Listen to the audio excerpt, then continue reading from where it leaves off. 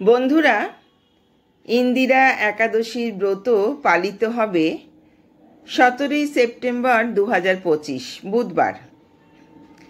আশ্বিন মাসে কৃষ্ণপক্ষের একাদশীর ব্রত হল ইন্দিরা একাদশীর ব্রত।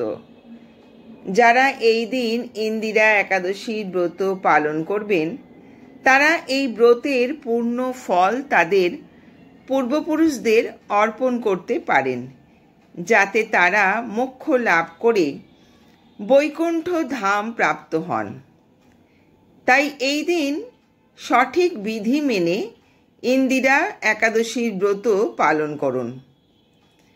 যারা এই ব্রত পালন করতে পারছেন না তারা অন্তত একবার হলেও এই ইন্দিরা একাদশীর ব্রত কথা বা মাহাত্ম্য কথা শ্রবণ করুন। বন্ধুরা, তাহলে শুরু করছি ইন্দিরা একাদশীর ব্রত কথা। মহারাজ যুধিষ্ঠির বললেন, হে মধুসূদন, আশ্বিন মাসের কৃষ্ণপক্ষিয়া একাদশীর কি নাম তা কৃপা করে বলুন। শ্রীকৃষ্ণ বললেন, হে রাজন, আশ্বিন মাসের একাদশী ইন্দিরা নামে পরিচিত।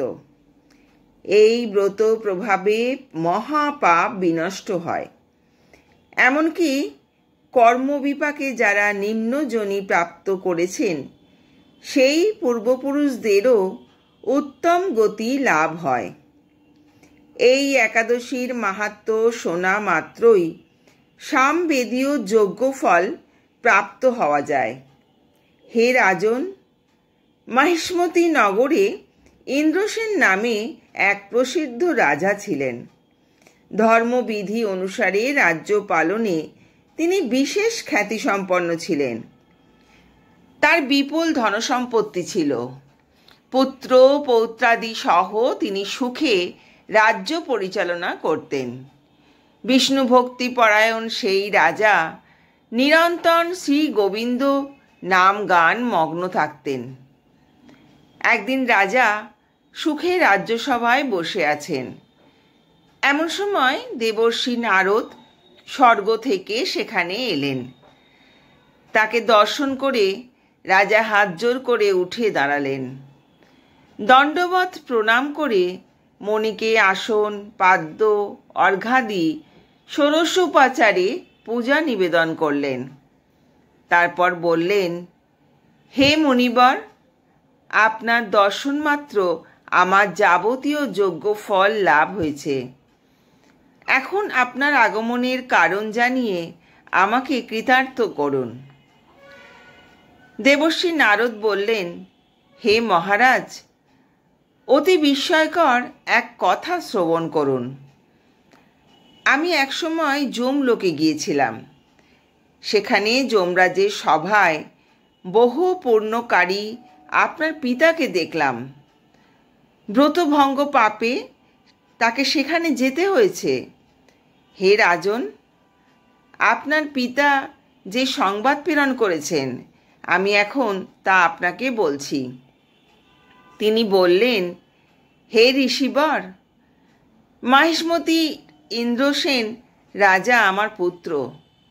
তাকে বলবেন যে আমি বহু পুণ্য অনুষ্ঠান করলেও কোনো কারণবশত যমালয়ে আসতে বাধ্য হয়েছি। আপনি কৃপা করে তাকে সর্বপাপ নাশক ইন্দিরা একাদশীর ব্রত পালন করতে বলবেন। সেই ব্রত প্রভাবে আমি নিষ্পাপ হয়ে স্বর্গলোকে যেতে সমর্থ হব। এই কথা জানবার জন্যই আমার আগমন। হে রাজন, আপনার পিতার মঙ্গল বিধানে আমি যথাবিধি ইন্দিরা ব্রত পালন করুন। রাজা জিজ্ঞাসা করলেন, হে দেবর্ষি, সেই ইন্দিরা ব্রতের বিধি কি? কোন তিথি বা কোন পক্ষে এই একাদশী ব্রত করার কর্তব্য তা কৃপা করে আমাকে বলুন।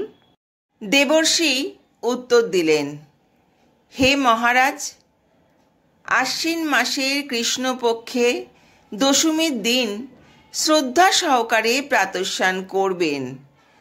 মধ্যাহ্নে ভক্তি ভাবাপন্ন হয়ে পুনরায় স্নান করবেন এবং রাত্রিকালে ভূমিতে স্মরণ করবেন। পরদিন একাদশীতে প্রাতঃকৃত্যাদি সমাপন করে নিরাহারে থাকবেন। ব্রতের নিয়মাবলী দৃঢ়ভাবে পালন করবেন। হে পুণ্ডরীকাক্ষ, হে অচ্যুত, এই শরণাগতের প্রতি কৃপা করুন। এভাবে শ্রদ্ধা সহকারে শালগ্রাম পূজা করে পিতার উদ্দেশ্যে ব্রতের ফল অর্পণ করবেন। দ্বাদশীর দিন সকালে ভক্তি ভরে শ্রী গোবিন্দের পূজা করে ব্রাহ্মণ ভোজন করিয়ে অবশেষে নিজে মহাপ্রসাদ গ্রহণ করবেন। হে রাজন, বিধি অনুসারে শ্রী হরি এবং ভক্তদের অর্চন করলে আপনার পিতৃবর্গ মুক্তি লাভ করে শীঘ্রই বৈকুণ্ঠে গমন করবেন। রাজাকে এই উপদেশ দিয়ে দেবর্ষি নারদ প্রস্থান করলেন। রাজা ইন্দ্রসেন মুনিবরের উপদেশ অনুসারে পুত্র পরিজন সহ ভক্তি সহকারে এই ইন্দিরা ব্রতের অনুষ্ঠান করলেন।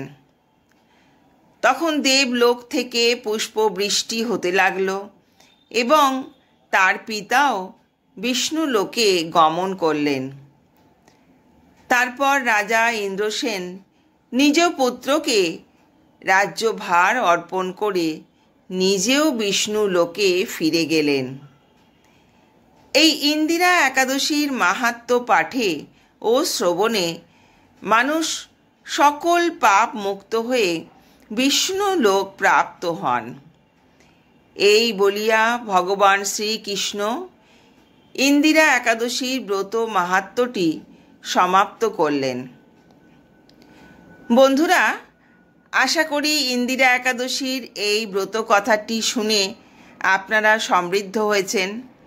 যদি ব্রত কথাটি শ্রবণ করে আপনাদের ভালো লাগে তবে ভিডিওটি আপনার পরিচিতদের মধ্যে শেয়ার করে দিন এবং চ্যানেলটি সাবস্ক্রাইব করে পাশে থাকবেন। সবাই সুস্থ থাকবেন, ভালো থাকবেন। ধন্যবাদ।